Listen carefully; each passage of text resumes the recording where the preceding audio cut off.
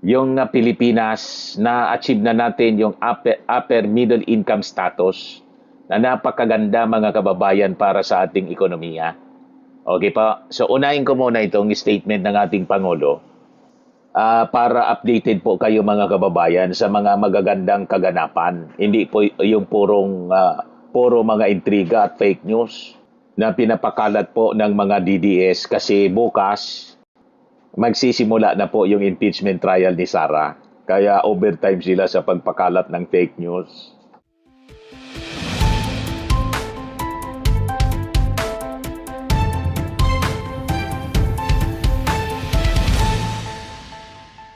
Hello po mga kababayan. So ibigay ko sa inyo yung arrival statement ng ating Pangulong Bongbong Marcos sa bisita niya, official visit niya sa Canada. At saka mamaya, ibigay ko din sa inyo yung naging reaksyon ng think tank ng Kamara de Representante, House of Representatives, sa magandang balita mula sa World Bank na naabot na natin yung upper middle income status, yung Pilipinas na-achieve na natin yung upper middle income status na napakaganda mga kababayan para sa ating ekonomiya. Okay pa? So unahin ko muna itong statement ng ating Pangulo para updated po kayo mga kababayan sa mga magagandang kaganapan. Hindi po yung puro mga intriga at fake news na pinapakalat po ng mga DDS kasi bukas magsisimula na po yung impeachment trial ni Sara. Kaya overtime sila sa pagpakalat ng fake news. Paninira. Gusto nilang lunurin yung mga magagandang kaganapan. Di ba? Huwag tayong papayag sa kanilang mga pambubudol. Ito ang ating Pangulo. Napakagwapo ng ating Pangulo at parang hindi siya napapagod. Let me first read my post-visit statement on this official visit that we have just completed here in Canada. So, to our friends in the media, ladies and gentlemen, good morning. I am pleased to report on the productive meetings that we have had with Canada's top government officials and key economic players during our stay here in Vancouver, British Columbia. Ushering in a new chapter in our ties with Canada, Prime Minister Carney and I announced the elevation of Philippine-Canada relations to a strategic partnership. This move, while reflective of the deep and strong bilateral relations that we have developed with Canada, also catalyzes our next steps towards the new phase of our relations in ensuring the sustained and dynamic growth of our bilateral ties. Mahaba na ang pagkakaibigan ng ating mga bansa at halos 1 milyong Pilipino na ang naninirahan dito sa Canada. Ngunit sa biyaheng ito, ating minarapat na paigtingin at isulong ang mga importanteng kaganapan sa ating pakikipag-ugnayan sa Canada sa larangan ng seguridad, kalakalan at komersyo at iba pa. I have tasked the Secretary of Foreign Affairs, Maria Teresa Lazaro, to work together with Canadian Foreign Minister Anita Anand to create a plan of action focusing on joint initiatives that will help both our countries adapt to shifting global realities, address shared challenges, and build capacities for future-ready partnerships. This takes into account current global and regional developments, including rapid changes in technology, as well as social and environmental challenges that bring together uncertainty and volatility. And this is that seems that will have an impact on the future of our two nations. Prime Minister Carney and I agreed on the strategic importance of the Indo-Pacific and the need for Canada's sustained engagement with the region. In support of Philippine interests and in line with our strategic location in the Indo-Pacific, we agreed to build on our shared regional priorities as we move forward. I spoke about the three main pillars of the Philippines' chairship of ASEAN this year: building prosperity corridors, and strengthening peoples and strengthening peace and security anchors, as well as our unified response to ensure energy and food security and the protection of our nationals in light of geopolitical changes. I reaffirm the Philippines' commitment to work with Canada and ASEAN in concluding the negotiations for the regional ASEAN-Canada Free Trade Agreement this year. I also thank Prime Minister Carney for Canada's vocal and consistent support in upholding the rule of law in the South China Sea, particularly on the basis of UNCLOS and the 2016 Arbitral Award. I convey the hope that as we celebrate the 10th anniversary of the Arbitral Award, Canada will continue to be one of the leading voices in upholding the award as an unassailable part of the corpus of international law. I committed to work with the Prime Minister in standing against economic coercion, increasing our bilateral trade, and building resilient supply chains.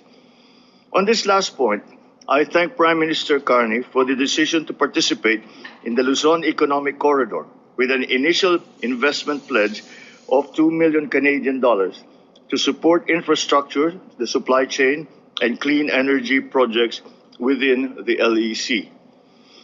I witnessed with Prime Minister Carney the signing of the Joint Declaration of Intent on Energy and Natural Resources Cooperation. This underscores the importance of energy security, economic security, sustainable economic growth, and resilient supply chains in supporting economic prosperity and the global energy transition. I also met with top officials of Canada's key economic players. Some of them have been actively engaged already in the Philippines, and they employ thousands of workers. However, we still look forward to the eventual entry of more Canadian companies into the Philippines investment landscape. During the high-level roundtable meetings with leading Canadian companies and industry leaders, I underscored the Philippines' commitment to fostering a competitive, sustainable, and innovation-driven economy. The discussions focused on strengthening cooperation in mining, critical minerals, energy, the IT/BPM sector, key industries that will support the country's industrial transformation, digital economy, and long-term economic resilience. Conversations with the IT/BPM companies also focused on global artificial intelligence hubs and learning centers that will serve as centralized AI-driven facilities to upskill these companies' global workforce. Amidst the complex geopolitical uncertainties that continue to shape our global strategic partnerships, pursuing a deliberate strategy for trade diversification has become an economic imperative, especially with like-minded parties such as Canada. I highlighted the Philippines' strategic role as a trusted investment destination and reliable partner for Canadian businesses seeking to diversify operations and expand in the Indo-Pacific region. I also met with the B2 Gold Corporation, Oceana Gold Corporation, TELUS Corporation, and NQX to discuss their investment plans in our country. All these business engagements in the sectors of mining, critical minerals, energy, services, and IT/BPM resulted in a combined $2.5 billion in investment from Canadian partners. Thus, it is already timely that we presently are negotiating a free trade agreement with Canada, which we hope will further strengthen our economic cooperation once it enters into force. I am pleased with the deepening of our defense and security ties through our existing landmark agreements on defense and military cooperation, such as the Status of Visiting Forces Agreement and the Mutual Logistics Support Arrangement. These mechanisms translate our commitment to maintain a peaceful and stable region into practical and tangible actions. My delegation also met with our Canadian counterparts as we pursue new collaborations in certain niche areas, such as mining, critical minerals, nuclear energy, and in space. During my visit, we were also able to sign agreements that will harness the strength of our diaspora as the anchor of our bilateral relations, such as in culture and in the arts, tourism, labor, and migration. My last activity last night was a meeting with over 500 members of the Filipino community who came to Vancouver from different parts of Canada. And Canada is a very large country, and some of them came a very long way. I was heartened by their presence and the positive remarks of the Canadian government officials and ordinary Canadian citizens about the Philippines diaspora and how they are very glad and very happy to have the Filipinos that are here in Canada. Filipinos in Canada are widely respected and regarded as a steady and positive force in Canada's society. I conveyed to the Philippine community the Philippine government's continued support for overseas Filipinos and our appreciation for their continued hard work and dedication to their families and loved ones in the Philippines. Tunay na naging matagumpay ang ating biyahe kung saan napagsaayunan natin ang ilang mga inisyatibo sa hanay ng gobyerno at ng pribadong sektor. Hard work, though, does not end here. Patuloy tayong magsisikap upang ang ating nakamit at nasimulan sa Canada ay yayabong at madarama ng mas nakakaraming Pilipino. Maraming salamat. Thank you. Good morning. So hindi po doon kasama yung mga walang modong Filipino na nambastos mga kababayan nang haras at nambastos kay Jose Castro. Hindi doon kasama sa na-mention ng ating Pangulo na proud yung mga Canadians. Kasi hindi po nakaka-proud ang mga DDS na bastos. O di ba, mga kababayan? Ilan lang naman yon. Sabi ng ibang mga netizens, dapat yun i-deport kasi kasiraan para sa atin po. Yung mga nambastos, mga kababayan, kay Jose Castro, kasiraan sa pagkatao ng ating mga mabubuting mga mamamayang Pilipino na hinahangaan ng mga Canadians. So hindi kasama doon yung mga magkasampo lang yata yon. Kukunti lang sila. Kasi nga po mga kababayan, kahit saan may mga masasamang tao. O di ba, mga kababayan? So ito i-share ko sa inyo yung naging pahayag din ng House think tank tungkol dito sa na-achieve ng ating bansa, Philippines Middle Income Status. Sabi dito, a product of years of sound economic policies, economic growth, mga kababayan. So sabi dito ng Congressional Policy and Budget Research Department ng Kamara, hindi po ito nangyari sa isang araw, isang taon. Ito po ay culmination of about 4 decades of trying to improve yung ating economic standing. Ginawa ng mga previous administration na ma-achieve ito pero hindi nangyari. Nangyari mga kababayan sa ating administrasyon ngayon. So sabi po ng economist na si Nobel Bangsal, siya po ang Executive Director ng Congressional Policy and Budget Research Department. The country's new classification niya should be seen as a major affirmation nitong long-term economic direction ng ating gobyerno, even as government must continue working to make growth more inclusive, sabi po niya. Tama po, tayo ay umangat sa upper middle income country status nitong June 2026. So sabi niya, the country's improved status can help strengthen investor confidence, support the Philippines' credibility with development partners, and open wider access to international financing. Because of this standing niya, since it has improved yung ating credibility sa international arena, we can be able to access more funds sa international capital markets. O di ba? Napakaganda nitong nangyari sa ating bansa ngayon. Pero siyempre, yung mga DDS, hindi man ito maintindihan. Basta sa kanila, Duterte ang pinakang magaling. Kahit wala man pong na-achieve na maganda sa ekonomiya ng ating bansa. Kahit po sa peace in order, basta Duterte lang. Di ba? Sabi po ni Bangsal, dapat siguro tanggapin natin ang news na ito as upbeat. But siyempre, cautious din tayo, sabi niya. Di ba? So, we have to treat niya this development with optimism and discipline since the new classification is a national indicator that must still be matched by improvements felt by households. So sabi po ni Bangsal,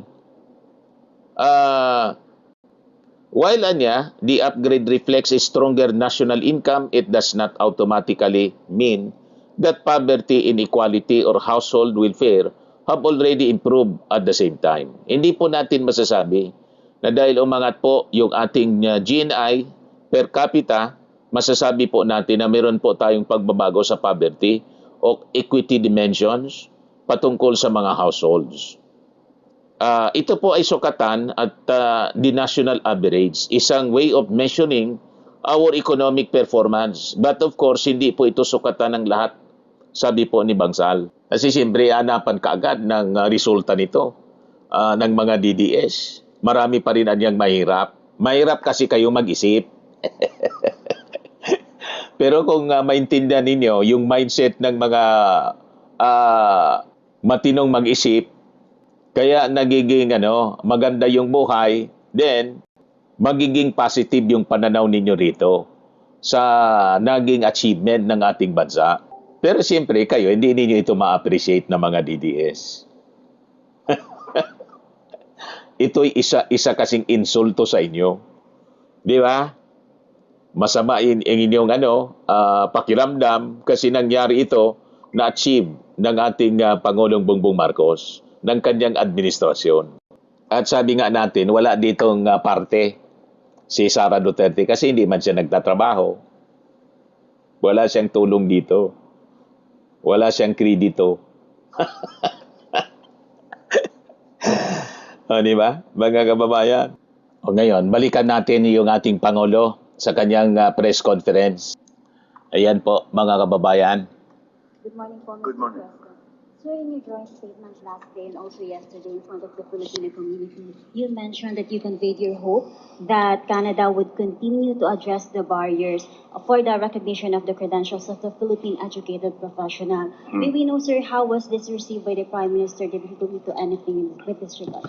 The reason that we spoke about that is that there has been a change in the law here in Canada when it comes to the migration. To begin with, the quota for Filipino workers has been lessened, and but there are still areas of the new law that are unclear to us, and that's really what I ask. Of course, it would be highly improper for me to suggest any changes in another country's law. All we were asking is that to make very clear and very transparent exactly what the rules are so that the Filipinos here who are already in Canada know their status. We just want to make sure they have been here. Some of the Filipinos I met during the trip have been here 15 years, have been here at least 5 years, 10 years. And that the status of those who are already living and working here remains the same. And then for the future also, better understand the new regulations, the new laws, the new quotas, so that we in the Philippines are also able to adjust. Thank you, Mr. President. The next question from Tristan Nodalo of Newswatch. Good morning, Mr. President. Sir, the West Philippine Sea in 2016 Arbitral Award were among the issues discussed during your meeting with Prime Minister Carney.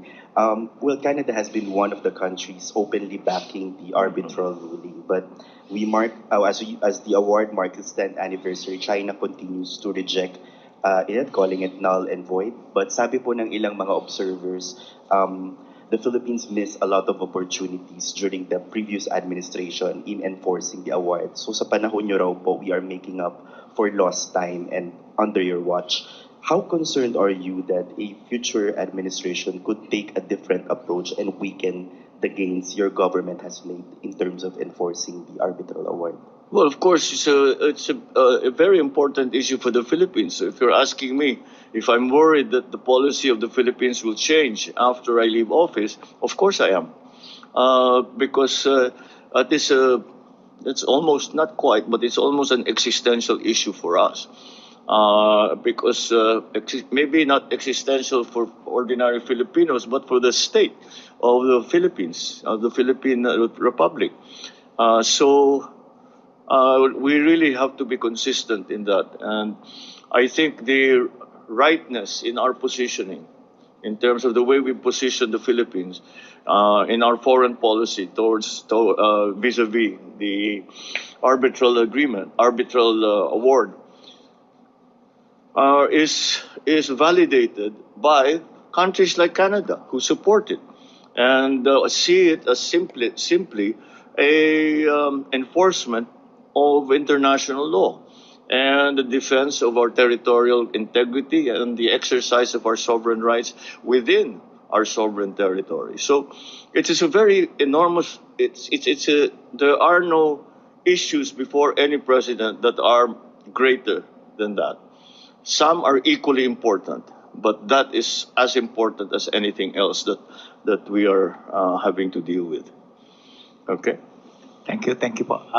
The next question from Bea of Rappler. Bea. Yes, hello. Good morning, Mr. President. During your press conference with the Prime Minister, you spoke of the importance of keeping communication between partners very active, again, given disruption to the world order, to keep stability, even as we expand and deepen our relationships with countries like Canada. So, but I wonder, how do you make sense of Beijing's decision to impose sanctions on Secretary Teodoro, even as you are seeking to reset ties with China?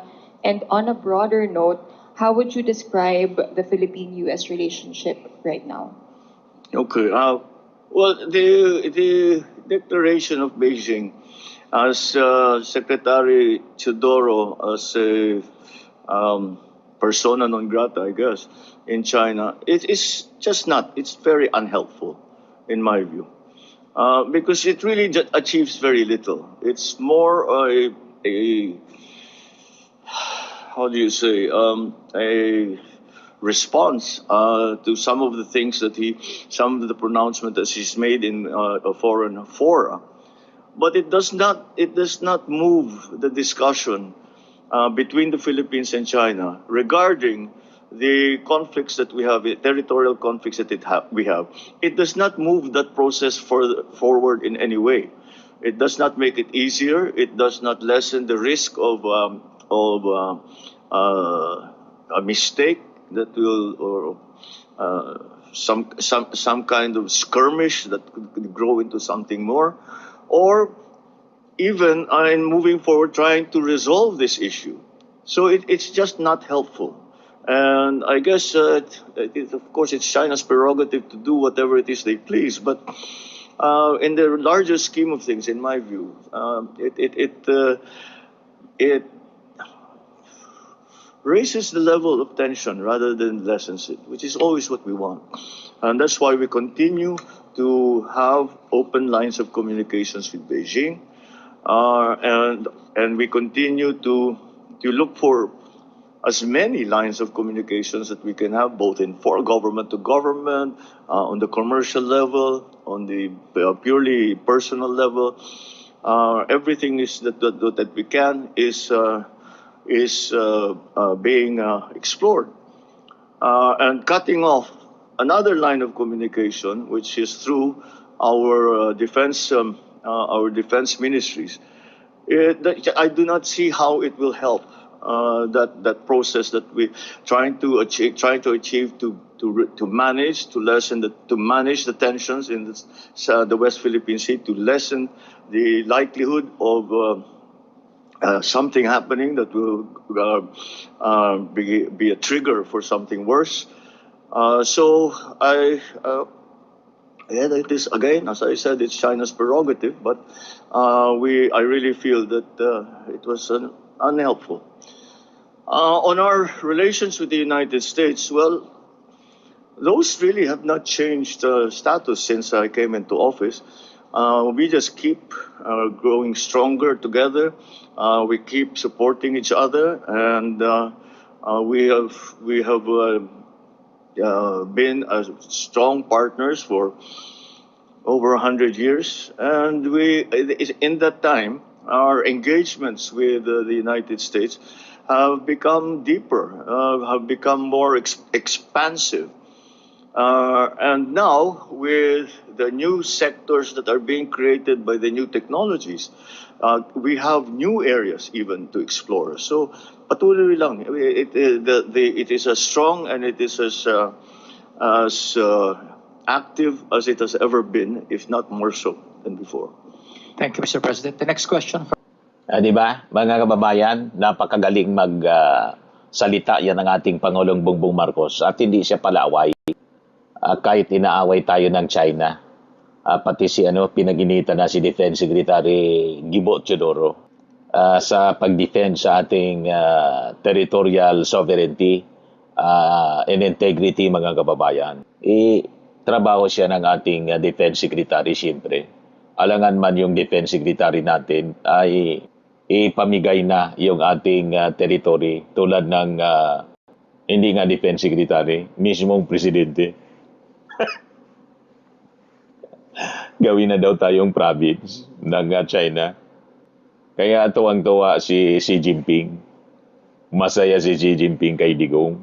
Pero ngayon na-deliver si Digong sa dahig, wala man pong inaalok na tulong si Xi Jinping.